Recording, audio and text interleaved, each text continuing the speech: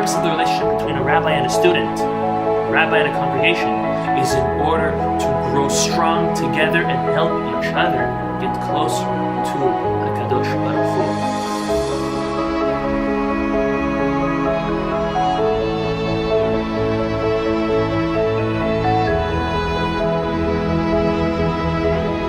This week's Torah portion is Parashat Vayakhel, and we're also reading Parashat Pikudei. Question was asked, why do we sometimes have two parashiot and why sometimes do we not? Most of the time we don't. So if anyone will open up the Torah and count how many Torah portions there are, there's actually 54 Torah portions. How many weeks are there in a year? There's 52. So we have two more than how many weeks we have.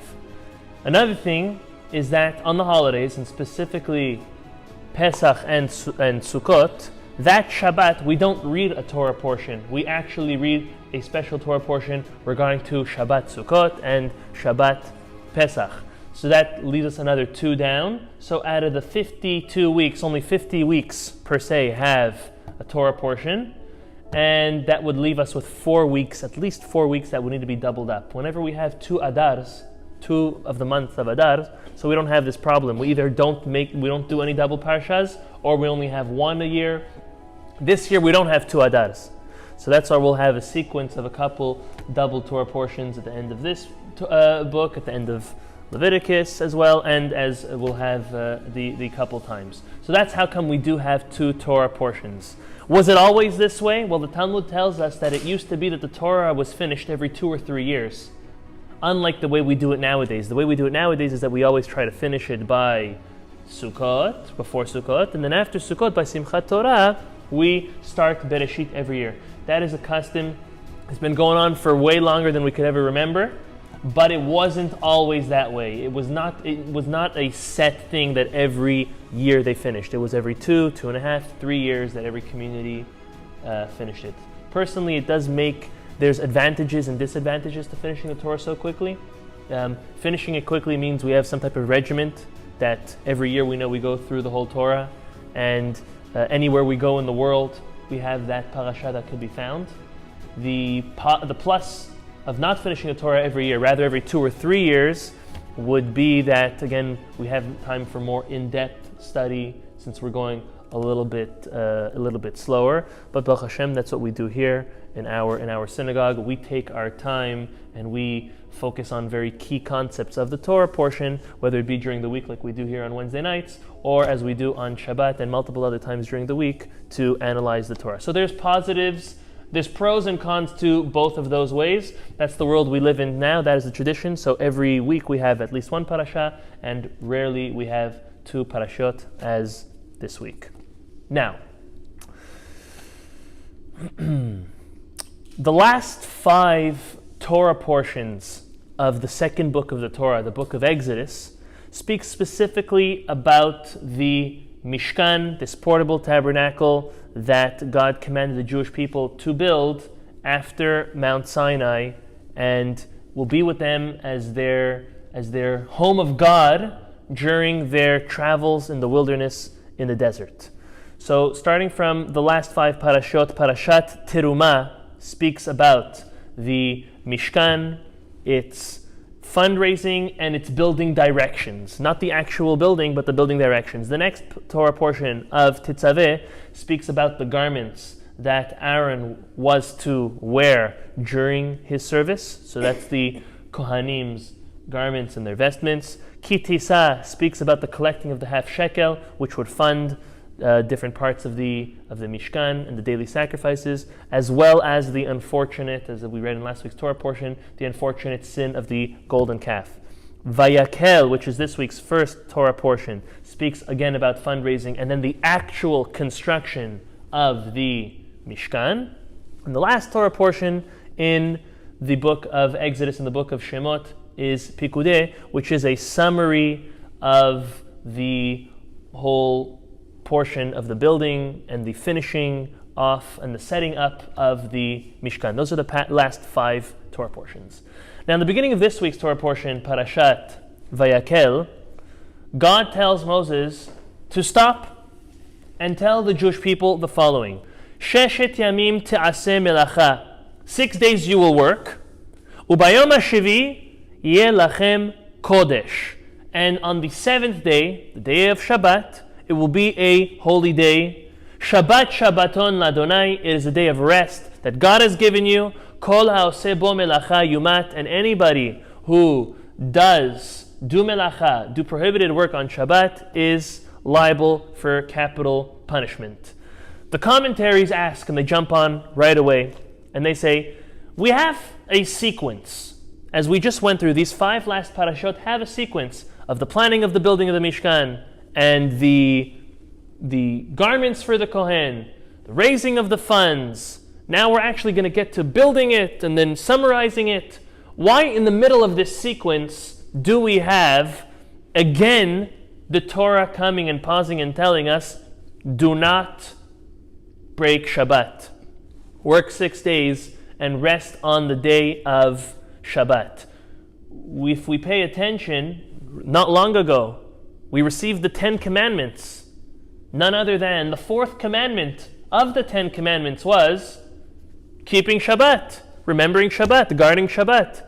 So why is there a need to retell and recommand the Jewish people is the question of the Talmud, as well as the commentaries, and they answer as follows. God was teaching the Jewish people a very important lesson and telling them that even though it is one of the most noble deeds to build the very house that God himself will take place, where he will be, where he will rest, where he will be part of us here in this world. As important as it is, building on Shabbat is not allowed. 6 days a week, you will work. 6 days a week, you will build this Mishkan, you will build this tabernacle. On the 7th day, you shall not. The Zera Shimshon, now this is famous, everyone knows what we just said. The Zera Shimshon now asks a beautiful question, something that personally I've never thought of. He says, I'd understand why someone would want to work or build on the 7th day. The answer to that would be if they're in a rush. Someone who is in a rush works double time, works weekends, works nights. So it would make sense. You're working 6 days and you're going to work the 7th also. He takes an observation and he says, the Jewish people didn't seem like they were in such a rush. It took them almost 3 months to put together the Mishkan, and then almost another 3 months till they actually put it together. On the 25th of Kislev, they finished the building of the Mishkan, and then they took an almost 3-month pause until they put it together. What does that mean that God is telling them? God is telling Moses, don't work on Shabbat. They're not in a rush. They have their sweet time. Why would they even think to work on Shabbat? That's the Zera Shimshon's question. They were in no rush, so why tell them don't work on Shabbat? Answers the Zera Shimshon, he says, that's obvious that they were not going to work on Shabbat, as you've proven to us that they were not in any rush. So you know why God had to reiterate? And this is a beautiful lesson that comes out of this. God had to reiterate that yes, during the construction of the Beit HaMikdash, and also the Mishkan right now, you would not be able to do so on Shabbat.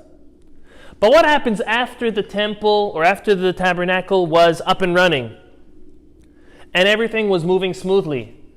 Did you know that actually on Shabbat and the holidays, when it would be prohibited to do melacha, any prohibited actions outside of the temple, outside of the tabernacle, in the tabernacle itself there were certain melachot, as we say, which would be prohibited actions that would be prohibited on Shabbat, were not only permissible, they were obligatory to be done in the temple, such as slaughtering the animals, such as moving fire, such as different things that would not be permitted to be done outside of the temple or the tabernacle. But on Shabbat, in the tabernacle, it was not only allowed, it was obligated. So you might come think and say, since anyways I'm allowed to break Shabbat because I have to, because that's part of the service God wants from me, you might think that if something breaks in the temple or in the tabernacle, Let's say one of the walls need some attention, or the altar, or any other type of the vessels need some attention in the Mishkan or the Beit HaMikdash itself, that on Shabbat we'd be permitted to do so? No. On Shabbat you cannot do that. On Shabbat you cannot do something which you could have taken care of before. Making sure that the walls are up, making sure that all the vessels are ready to be used, and all of that is something which you should have and could have prepared from before. Slaughtering the animal and all the other parts of service had to be done on that day itself. That's what's allowed and has to be done on Shabbat, but not anything that should have and could have been done from before. To this, the Talmud tells us, and I'll quote it to you in Hebrew, it says, Kol hamivashel, the Talmud tells us as follows, Kol hamivashel me'erev Shabbat, whoever cooks on Friday, yochal b'Shabbat. He'll eat on Shabbat. She'll eat on Shabbat. But if you didn't cook on Erev Shabbat, you won't have anything to eat on Shabbat. Obviously, if you keep Shabbat, as we're supposed to. So the Talmud is telling us something very simple. If you prepare, you will be ready. If you plan, you will have plans. Now, it doesn't mean you need to cook per se. You can make arrangements. You can have yourself invited. You can travel. You can do many things. But if you don't have your plans before Shabbat, what's going to be on Shabbat? You're not going to be left with doing anything on Shabbat. And that's only an anecdote to the comparison between this world and the next. This world is like before Shabbat. It's where we have the opportunity to prepare for the next world, for Olam HaEmet, the world of truth. After a person passes away, we can't continue preparing. Whatever we prepared for in this world is what we will reap benefits from, and consequences and results being for the good and even for the opposite in the next world.